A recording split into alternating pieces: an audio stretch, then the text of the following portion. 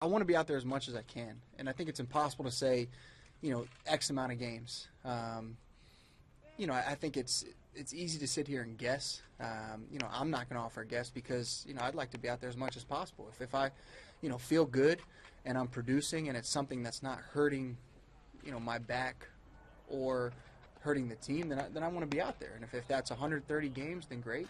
If it's 140 games, even better.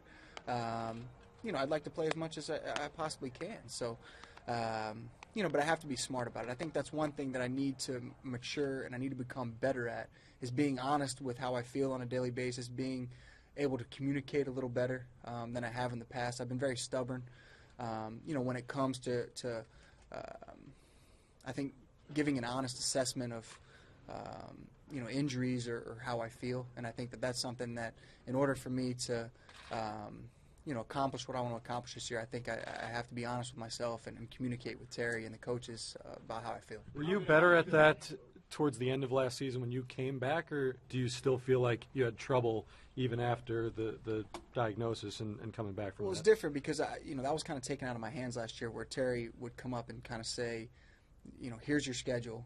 I don't want to hear anything. You're going to be off this day. You're going to play this day, play, off. So it's kind of a very strict schedule.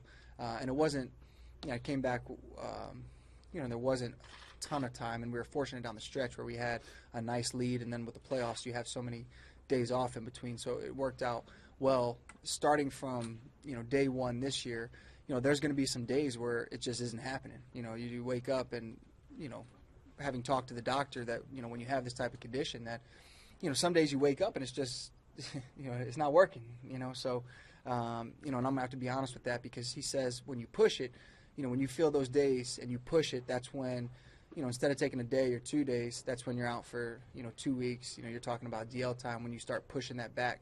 When it's telling you, it's not feeling good, you have to listen.